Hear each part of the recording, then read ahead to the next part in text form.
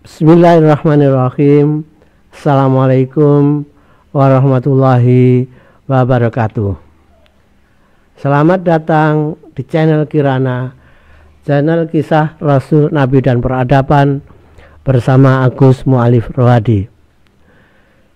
Kisah sebelumnya kita telah sampai pada wafatnya Nabi Ilyas yang tidak diketahui wafatnya berada di mana, karena kepergian Nabi Ilyas untuk menjemput ajalnya itu Nabi Ilyas dibawa pergi, dijemput oleh kereta yang ditarik oleh buruk, sehingga tidak ada yang tahu di mana Nabi Ilyas itu wafat.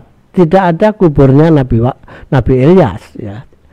Tidak ditemukan kuburnya Nabi Ilyas. Bahkan Nabi Ilyas sebagai saksi kepergian Nabi Ilyas juga tidak mengisahkan bagaimana di mana tempatnya Nabi Ilyas itu di timur Sungai Yordan dijemput oleh kereta yang ditarik oleh buruk itu, sehingga menjadi sangat misterius, sama halnya seperti misteriusnya wafatnya Nabi Musa, ya. Tidak diketahui di mana tempat wafatnya Nabi Musa itu.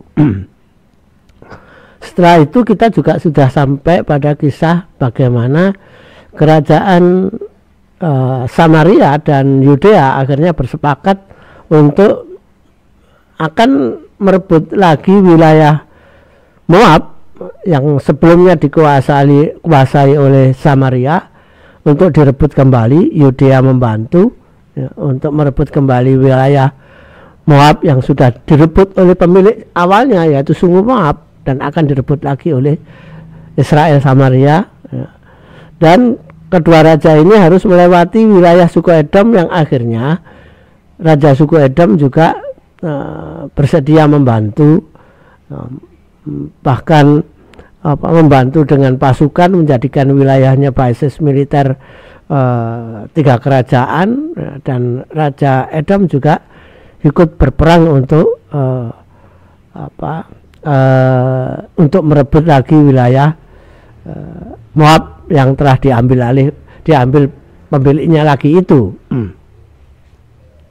Hingga akhirnya mereka sampai pada tempat yang tidak ada air maupun sumber air, ya.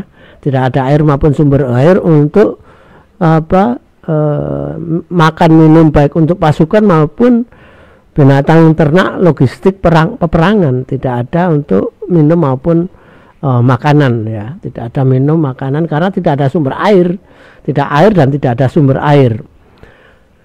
Hingga akhirnya Yosafat raja Yudea bertanya, apakah ada yang tahu apakah di wilayah itu ada nabi atau tidak, ya.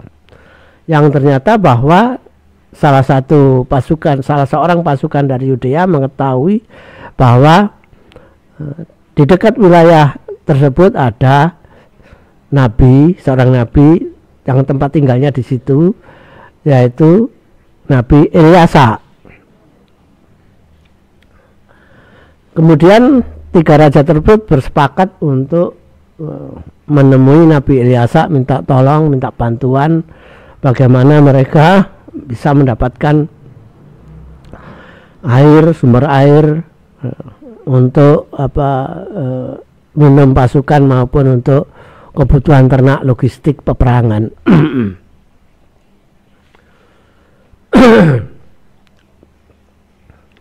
Ketika mereka bertemu dan menyampaikan masalahnya, Nabi Ilyas mengatakan bahwa tidak akan turun hujan di tempat itu, ya.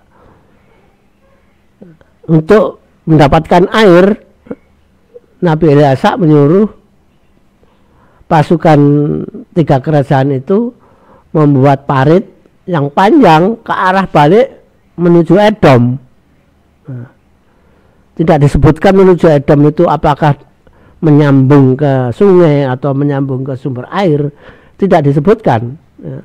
Tapi harus buat parit balik ke wilayah Edom. Nah, setelah membuat parit, mereka harus juga menyembelih binatang kurban.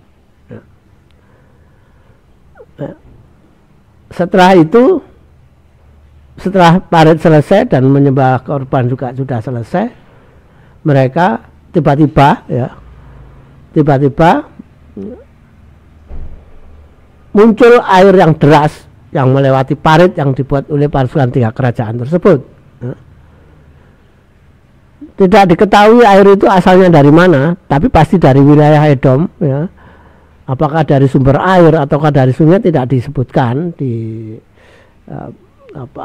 kisah di kitab 2 raja itu, ya, tidak disebutkan. Tapi tiba-tiba disebutkan ada air yang mengalir ke parit tersebut. Yaitu salah satu mukjizat Nabi Ilyasa yang pertama yang ditunjukkan, ya, kepada 3 raja tersebut, ya.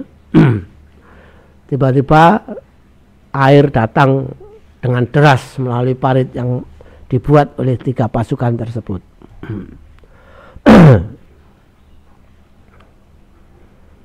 Dengan demikian ketiga raja tersebut telah melihat bukti kenabian, yaitu mukjizat dari Nabi Ilyasa. Setelah perbekalan air didapat, ya, parit sebagai sumber air juga sudah ada, terus gentong-gentong air atau kirbat gentong air sudah terpenuhi, mereka melanjutkan perjalanan menuju ke Moab. Pada awalnya pasukan 3 kerajaan ini menyerang kota-kota kecil di wilayah Moab, yang berakibat penduduk kota-kota kecil itu kemudian lari ke kota Moab, ya. Lari. Mereka lapor kepada Raja Moab, ya, tentang serangan dari 3 kerajaan dari Samaria, Yudea, dan Edom itu. Mendengar laporan itu, kemudian Raja Moab menutup benteng, menutup pintu dari benteng kotanya. Raja Moab menyadari bahwa kekuatan Moab tidak akan bisa menandingi kekuatan dari 3 kerajaan tersebut. Tapi Raja Moab tidak mau menyerah. Raja Moab kemudian mengumpulkan penduduk, disampaikan kepada penduduk bahwa mereka harus bersiap-siap untuk perang sampai mati, sampai titik darah penghabisan. Tidak ada satupun penduduk yang tertinggal, baik laki maupun perempuan harus ikut perang, ya. Harus ikut perang mempertahankan kotanya. Mereka harus juga siap mati untuk menghadapi pasukan 3 kerajaan itu. Raja Moab juga mengatakan bahwa mereka tidak akan selamat, ya, karena kekuatan pasukan dari 3 kerajaan itu tidak bisa ditandingi oleh penduduk kota Moab itu maupun pasukannya, ya. Namun seluruh penduduk, pasukan, dan Raja Moab tidak mau menyerah dan siap-siap untuk mati. Tidak hanya itu yang dilakukan Raja Moab, tapi juga Raja Moab minta kesediaan anak sulungnya, untuk menjadi kurban dan disembelih di atas benteng kota Moab itu, untuk ditunjukkan kepada 3 pasukan itu bahwa itu sebagai pesan bahwa penduduk kota Moab tidak menyerah dan siap mati semuanya membela kota mereka, tidak mau diperbudak, ya. Mereka tidak mau diperbudak dan lebih memilih mati untuk daripada diperbudak.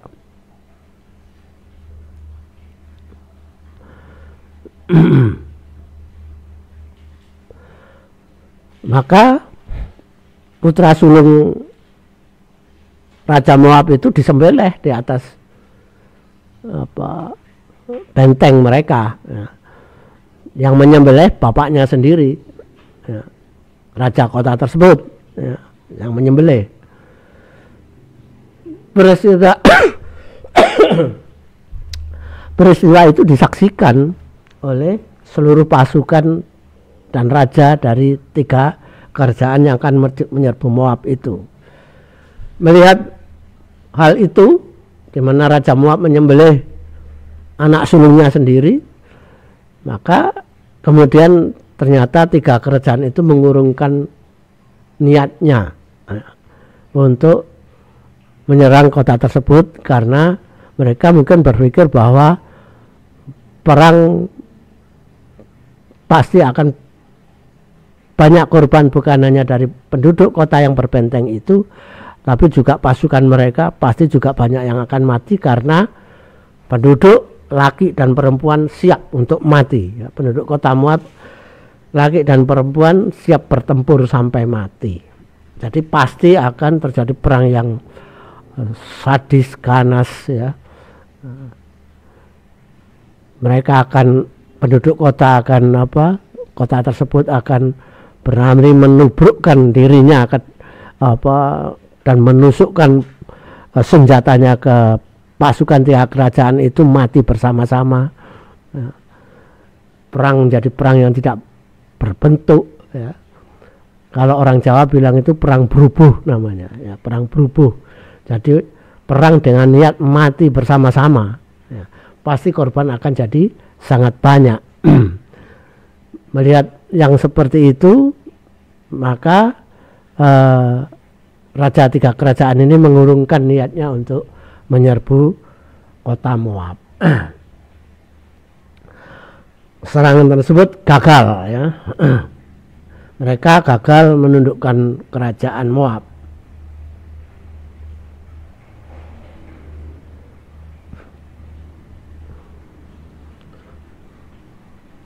Nabi Elisha tidak hanya sekali itu membantu Samaria, namun tetap saja Raja Yoram, Izebel, dan saudara-saudara Yoram, anak-anak mereka masih saja menyembah berhala Baal dan Astoret ya. Mereka tidak mau mengikuti risalah tauhid, padahal sudah pernah ditolong oleh Nabi Elisha dan melihat mukjizat Nabi Elisha, di mana mukjizat yang seperti itu pasti tidak bisa dilakukan oleh para imam kuil Baal maupun Astoret yang mereka angkat ya, yang Raja Yoram angkat sebagai imam-imam kuil Baal dan kuil Astoret ya, pasti tidak bisa melakukan itu. Tapi tetap saja mereka tidak mau berpaling ya, tidak mau berpaling dari berhalanya dan kembali menyembah Allah, tidak mau. Kitab 2 Raja-Raja pasal 4 mengkisahkan beberapa mukjizat Nabi Elisha dalam perjalanan dakwahnya di wilayah Samaria ya.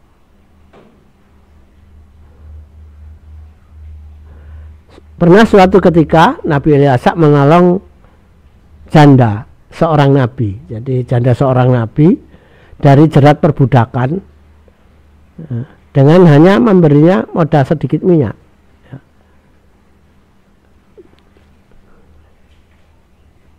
Namun ketika minyak dituang ke beberapa bejana, ternyata minyaknya tidak pernah habis. Jadi ini persis mukjizatnya Nabi Elias ketika masih berada di Sidon, sembunyi di Sidon di rumah seorang janda juga yang punya anak kecil ya, di mana tepungnya tidak pernah habis dan minyak untuk membuat roti juga tidak pernah habis.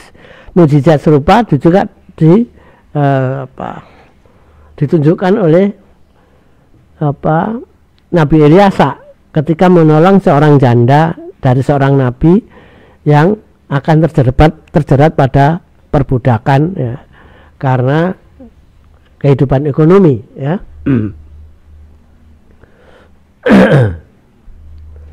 Jadi Nabi Elisha juga menunjukkan dengan mukjizat itu telah telah mempunyai ilmu, ya, menguasai ilmu seperti halnya yang dikuasai oleh Nabi Ilyas. Minyak yang tidak pernah habis itu kemudian dijual, ya, untuk membayar hutang, ya, sehingga janda tersebut akhirnya terhindar dari perbudakan yang akan menimpa anaknya maupun dirinya jika tidak bisa membayar hutang. Ini adalah lukisan, ya, bagaimana janda seorang nabi ini menjual minyak yang tidak pernah habis-habisnya, meskipun hanya dari tempat minyak yang kecil, tapi ketika dituangkan tidak ada habis-habisnya. Dituangkan ke bejana itu tidak habis-habisnya.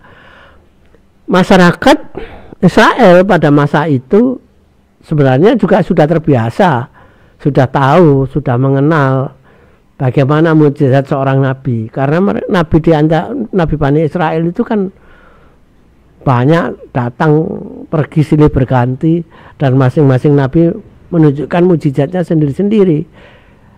Taurat juga menunjukkan bagaimana mukjizatnya Nabi Musa. Kita Yusha bin Nun juga mengisahkan bagaimana mukjizat Nabi Yusha bin Nun, ya. Dan banyak macam-macam mukjizat dari nabi-nabi Bani Israel. Jadi sebenarnya Bani Israel ini sangat mengetahui bahwa banyak sekali mukjizat dari nabi-nabi mereka, tapi masih saja banyak yang menyembah berhala, ya. Jadi mukjizat Nabi Ilyas yang ditunjukkan oleh janda tersebut untuk bayar hutang bukan sesuatu yang aneh bagi mereka. Mukjizat Nabi itu bukan sesuatu yang aneh bagi Bani Israel pada masa itu. Tapi ya itu tadi, meskipun ada mukjizat yang ditunjukkan Nabi, tapi tetap saja penguasa Samaria dan sebagian penduduknya tidak mengikuti Nabi. Ini suatu hal yang suatu hal yang aneh, ya. Kalau dibilang tidak masuk akal, ya, bisa dibilang tidak masuk akal, ya. Sudah banyak melihat mukjizat, tapi juga tidak semuanya mau melaksanakan risalah tauhid, malah ikut berhala yang tidak bisa berbuat apa-apa, yang tidak bisa memberikan mudarat maupun manfaat. Jadi aneh ini. Jadi Bani Israel ini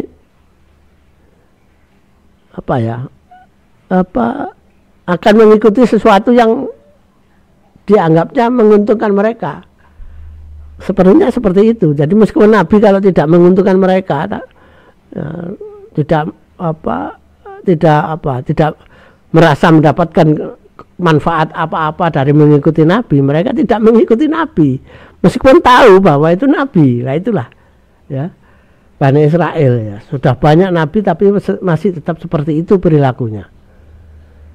Ini adalah lukisan janda yang menuangkan minyak dari tempat minyak yang kecil ke bejana-bejana milik orang lain, ya, yang membeli minyak darinya, dan minyaknya tidak pernah habis-habisnya.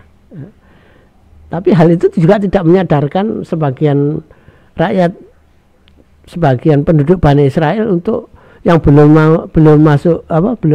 kembali ke risalah tauhid, untuk kembali ke risalah tauhid, untuk kembali menyembah Allah, tidak membuat mereka sadar.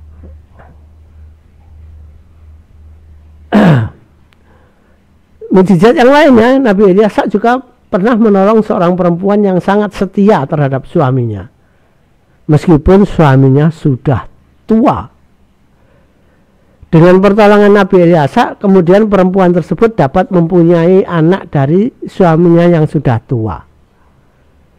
Ketika anaknya sudah besar, sudah mulai besar, anak tersebut mengalami kecelakaan di ladang sehingga meninggal. Lalu perempuan tersebut mendatangi lagi Nabi Ilyas untuk minta tolong, yang kemudian karena permohonan Nabi Ilyas kepada Allah, anak tersebut hidup kembali. Ya, ini persis juga mukjizat Nabi Ilyas yang pernah menghidupkan lagi anak janda yang rumahnya menjadi tempat persembunyian Nabi Ilyas. Persis, jadi ini persis juga mukjizat Nabi Ilyas ini persis mukjizatnya Nabi Ilyas ya.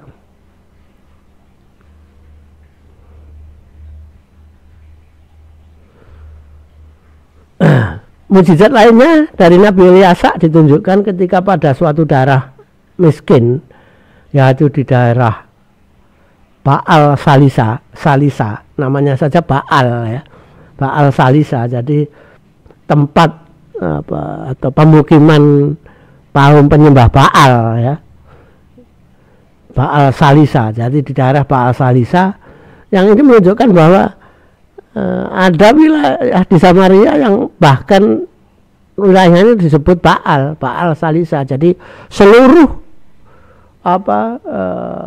pemukiman di Baal Salisa ini adalah para penyembah Baal yang pada saat itu sedang ditimpa kemiskinan, kesulitan mendapatkan bahan makanan, ditimpa kemiskinan, tidak bisa membeli, tidak punya kekayaan cukup untuk membeli makanan. Dengan demikian kemiskinannya sangat parah ya. Karena satu pemukiman ini, satu daerah pemukiman yang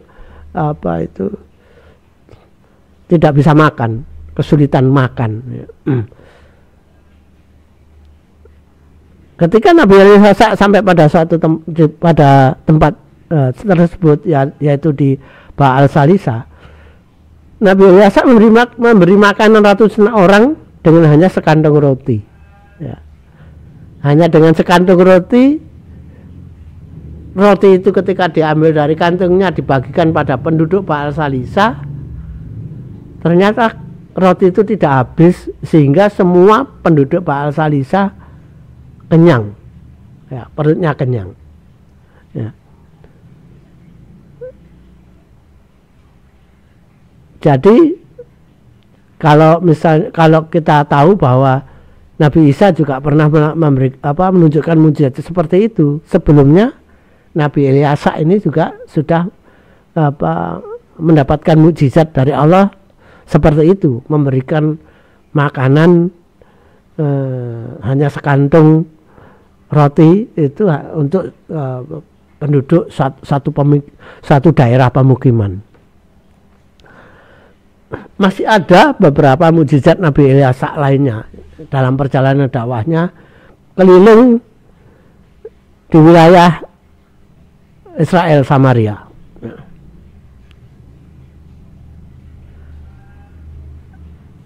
Kitab 2 Raja-Raja juga mengisahkan suatu ketika kerajaan Samaria kembali diserang oleh negeri Aram.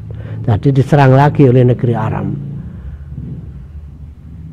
Serangan tidak hanya berada dalam suatu lokasi saja, tapi berada di beberapa lokasi yang berakibat pasukan Samaria mengalami kesulitan menghadapi beberapa serangan dari Aram.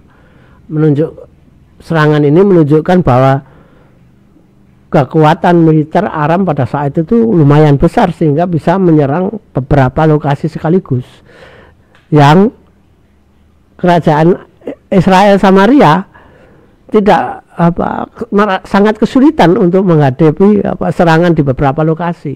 Membagi pasukannya itu sangat kesulitan sehingga mulai banyak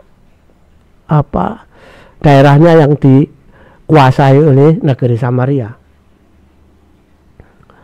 Pada saat sulit tersebut, Nabi Ilyas mengirim utusan ke Raja Samaria, memberitahukan bagaimana cara mengalahkan pasukan negeri Aram dengan memberitahu tentang rencana serangan yang akan dilakukan oleh Raja Aram. Jadi Nabi Ilyas ini mengirim utusan yang mengabarkan rencana serangan Raja Aram pada lokasi tertentu di wilayah Samaria. Dengan informasi ini, bala tentara Samaria dapat memukul mundur karena sempat mempersiapkan diri untuk mengatasi serangan itu. Ya, jadi Yoram dapat memukul mundur serangan negeri Aram sebelum bala tentara Aram melaksanakan rencana sesungguhnya. Jadi dipotong ya, dipotong apa? Rencananya itu dipotong sehingga berantakan. Kaget dengan kekalahannya, kemudian Raja Aram mencari tahu siapa yang membocorkan rencana serangannya ini. Ya. Jadi Raja Aram sampai kaget, Ben-Hadad sampai kaget. Kok bisa rencana serangannya yang belum terlaksana, yang baru akan dilaksanakan, tiba-tiba sudah ada serangan yang menghancurkan rencana strategi Ben-Hadad untuk menyerang Aram itu. Raja Aram berpikir bahwa pasti ada yang membocorkan rencana itu.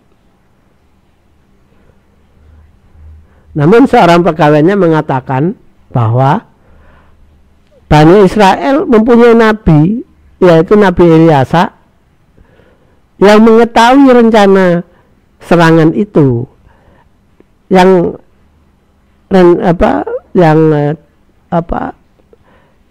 cara mengetahuinya itu adalah dengan mendengar mendengar Ben-Hadad mengigo dalam mimpinya, yang igoannya itu menyampaikan rencana serangan yang akan dilakukan kerajaan Aram pada Samaria. Jadi Nabi Elia mendengar igoan rencana serangan itu, dan kemudian dari igoan serangan mendengar itu kirim utusan ke Yosafat untuk cara mengalahkannya bagaimana. Itu juga mukjizat yang lain dari Nabi Elia yang ditunjukkan kepada, yang diperlihatkan pada Raja Samaria. Ya. Tapi ya itu tadi, tetap saja Raja Samaria ini tidak tidak membuatnya untuk segera kembali kepada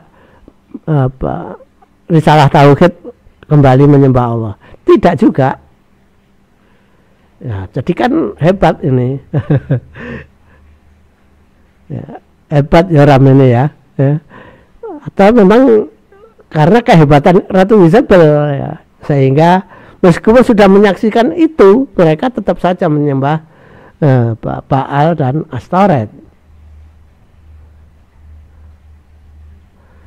Atas peristiwa itu kemudian Raja Aram mengirim bala tentara mengepung tempat tinggal Nabi Elia di kota Dotan. Jadi pada saat itu Nabi Elia tidak lagi di Edom, tapi sudah ada di kota Dotan di Samaria. Melihat kepungan tersebut, Nabi Elia kemudian berdoa kepada Allah agar penglihatan bala tentara Aram dibuat keliru dan mereka agar dibuat menurut pada perintahnya. Ya. Jadi orang yang diutus Ben-Hadad untuk mengepung dan menangkap mengepung dan menangkap Nabi Elia ini, ketika sudah mengepung, mereka ini seperti apa ini ya? Seperti orang linglung ya. Ketika didatangi Nabi Elia, mereka menjadi linglung, menjadi apa? Menjadi menurut pada Nabi Elia ya. Oleh Nabi Elia kemudian orang yang pasukan yang sudah linglung ini, yang tidak mengetahui yang sudah kehilangan kesadaran ini, mengikuti langkah Nabi Elia yang kemudian membawa pasukan yang mengepungnya ini, pasukan Aram yang mengepungnya ini menuju istananya Yoram ya. Nah, ketika ya tentu saja ketika sampai di istana, Yoram bingung juga, kok ada Nabi Elia menggiring atau diikuti oleh pasukan Aram yang menuju istananya ya.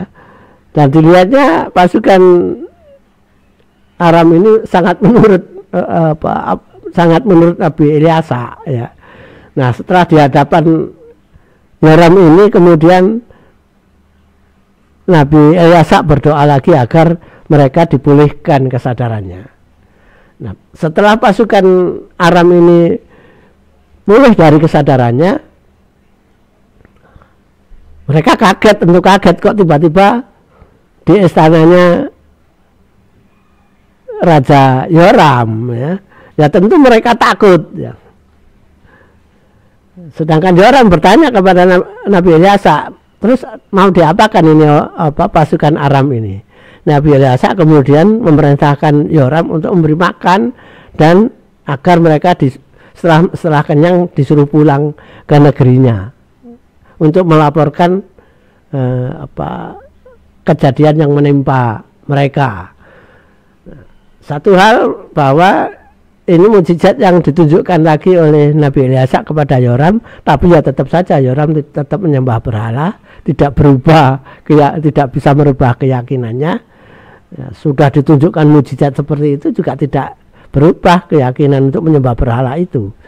Yang kedua juga kirim pesan mukjizat itu sebagai pesan kepada Raja Aram agar Raja Aram tidak perlu bersusah payah mengganggu Nabi Ilyasa ya, tidak perlu bersusah payah dan pasti gagal kalau bermaksud buruk pada Nabi Ilyasa.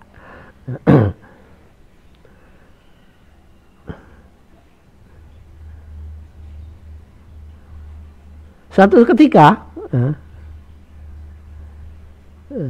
dengan pengalaman seperti itu yang tidak, meskipun dengan pengalaman itu tidak menyurutkan semangat Ben-Hadad untuk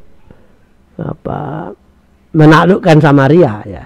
Tapi kali ini dia membawa pasukan ya, untuk mengepung kota Samaria lagi, untuk mengepung kota saja.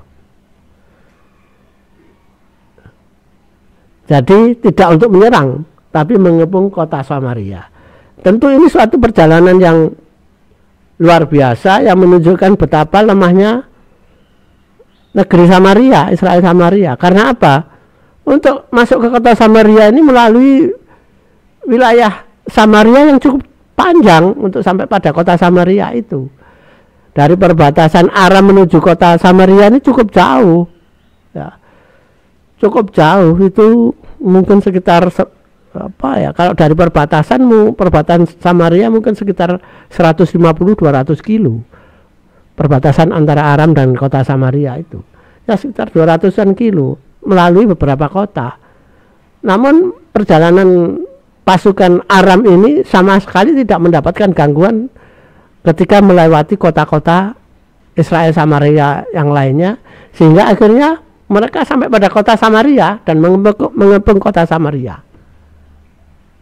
Ini menunjukkan betapa lemahnya negeri Samaria saat itu. Pasukannya betul-betul kalau digerakkan juga tidak akan bermanfaat untuk bisa mengalahkan pasukan Aram.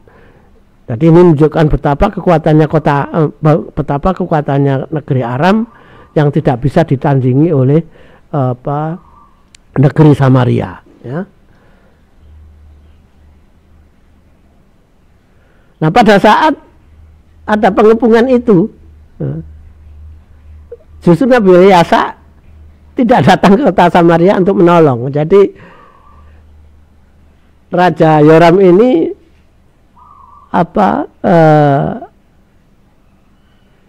sudah mengetahui bahwa negerinya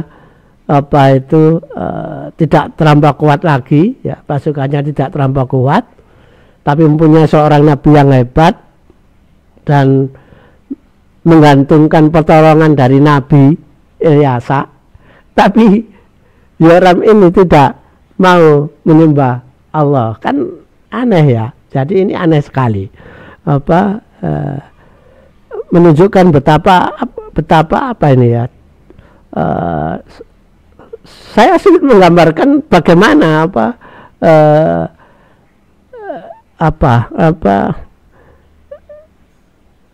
cara berpikir atau bagaimana kalau Allah itu sudah menutup hati, pikiran, sehingga sudah seperti itu tidak kembali menyembah kepada Allah, ya, tidak mendapatkan hidayah Allah untuk kembali menyembah Allah, tidak terjadi itu. Padahal sudah tahu dan sangat mengharapkan pertolongan Nabi Ilyas, tapi tetap saja tidak, hal itu tidak membuat Yoram menyembah Allah, tidak membuat Yoram maupun Ratu Izabel untuk merubah keyakinan pagannya dan menyembah Allah. Tidak terjadi hal seperti itu.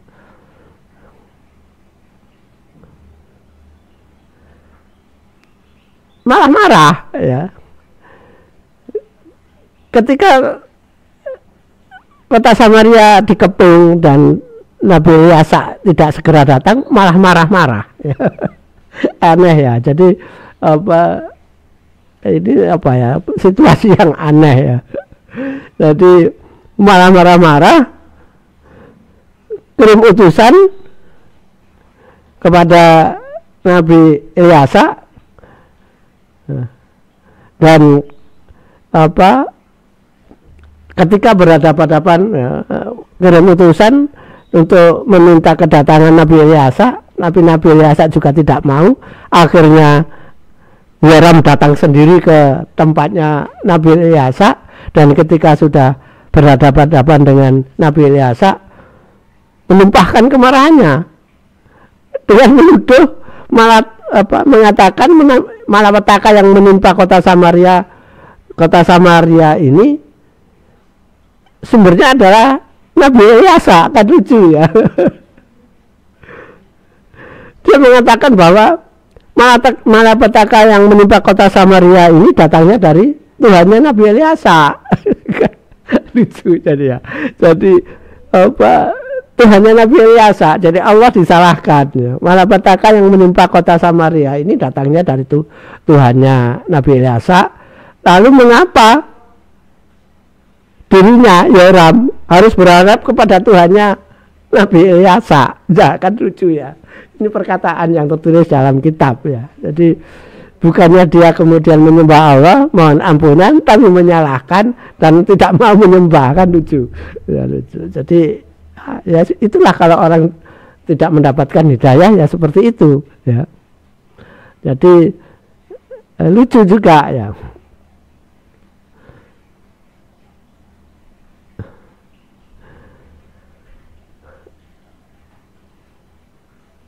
Kemudian apa kata Nabi Ilyas? Saat dikepung itu, bukan sehari dua hari mengepung itu, ya. Bukan sehari dua hari mengepung kota itu, tapi lama mengepung itu, sehingga Yoram pun sempat datang ke tempatnya Nabi Ilyas. Lamanya pengepungan itu menyebabkan apa? Menyebabkan kota ini terputus sumber logistiknya. Ya. Jadi sumber-sumber di mana sumber makanan untuk kehidupan penduduk kota Samaria ini telah diputus oleh Raja Aram, telah diputus oleh Ben-Hadad. Jadi cukup lama pengepungan itu. Pengepungan yang lama, tapi Nabi Ilyas tidak datang ke kota Samaria, sehingga akhirnya marah. Yoram ini marah ya. Dengan datangnya Yoram ke rumah tinggal Nabi Ilyas dan menumpahkan kemarahannya itu, kemudian Nabi Ilyas mengatakan bahwa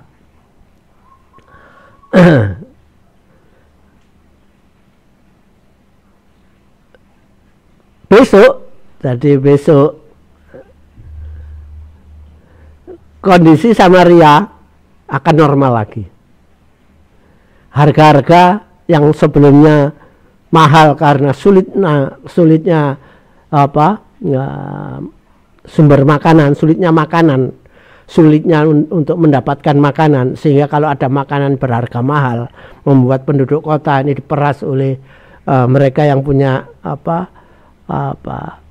mereka yang punya sumber makanan ya.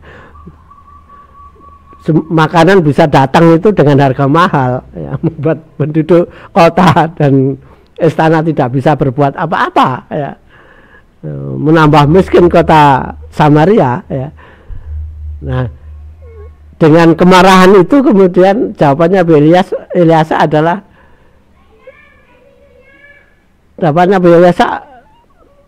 mengatakan bahwa besok harga-harga di Samaria sudah normal lagi. Dan diminta raja dimintanya Yoram pulang. Ya tentu kan mengagetkan, ya. Sudah dikepung lama, membuat sulit bahan makanan. Kalau ada bahan makan sangat mahal, membuat banyak orang kelaparan, ya, membuat banyak orang kelaparan. Tapi tiba-tiba ketika mereka marah, ketika Yoram marah kepada Nabi Ilyasa menjawabnya ringan saja, besok harga-harga sudah normal lagi. Nah, tentu mengagetkan jawaban ini, bagaimana kok mendadak bisa normal lagi, kan gitu, ya. Kemudian karena kaget, heran, ada seorang pembantu raja Yoram yang langsung yang mengatakan, yang membantah perkataan Nabi Ilyasa itu, ya, nggak mungkin itu terjadi, kan gitu.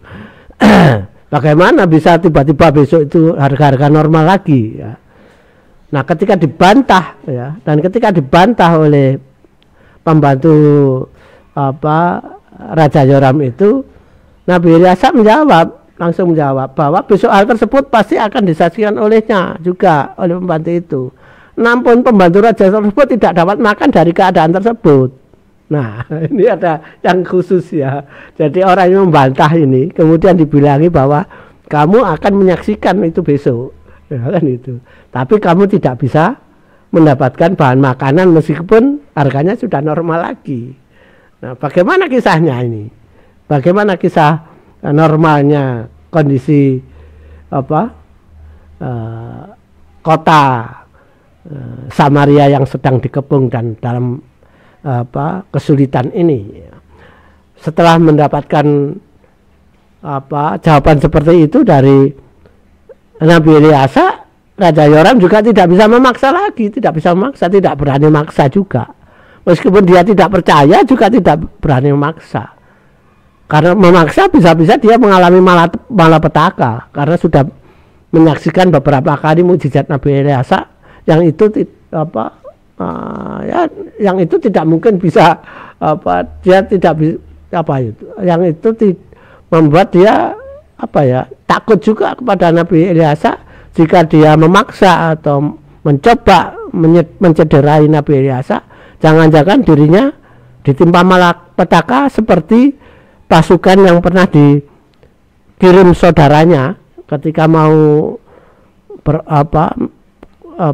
ketika mau menangkap Nabi Ilyas, ya, untuk didatangkan ke istana, ya, mati disambar petir, terbakar, ya, disambar petir. Jadi Yoram ini, Raja Samaria ini, tidak berani memaksa menangkap Nabi Ilyasa, ya. Akhirnya pulang, ya. Jadi Raja Yoram tidak berani memaksa bagaimana Nabi Ilyasa menunjukkan apa yang dikatakannya itu, ya, meskipun dia tidak percaya, ya, seperti halnya yang dikatakan pembantunya yang tidak percaya itu. Mungkin juga Yoram takut nanti jangan-jangan dia juga dibilangi, kalau dia menyatakan tidak percaya, dibilangi oleh Nabi Ilyasa bahwa dia akan menyaksikan tapi tidak bisa makan ketika harga sudah normal lagi. Ketika barang-barang sudah cukup lagi, dia tidak bisa makan dari keadaan yang normal lagi. Jadi takut juga, ya, Raja Yoram untuk memaksa Nabi Ilyasa. Saya kira untuk kali ini Ya, cukup sekian. Ya, bagaimana perkataan Nabi Ilyasa ini terbukti, kita akan kisahkan pada sesi berikutnya. Mudah-mudahan dengan sesi yang menunjukkan bermacam-macam mukjizat Nabi Ilyasa itu, maka kita juga mengetahui bahwa meskipun sudah banyak mukjizat, tapi jika seseorang itu sudah ditutup hatinya, jauh dari hidayah Allah, maka meskipun sudah ditunjukkan mukjizat yang hebat-hebat seperti halnya mukjizat Nabi Musa yang juga hebat, tapi banyak yang melawannya juga, ya itulah Bani Israel ya. Jadi meskipun sudah ditunjukkan mukjizat Nabi, tapi mereka masih saja ada yang membangkang, masih ada aja yang tidak mau menyembah Allah, dan banyak ya gitulah ya. Itu fakta pada Bani Israel. Saya kira itu mudah-mudahan bermanfaat, bagaimana kita bisa memahami makna bahwa memang hanya Allah yang punya yang bisa memberikan hidayah pada manusia, ya. Maka beruntunglah kalau kita ini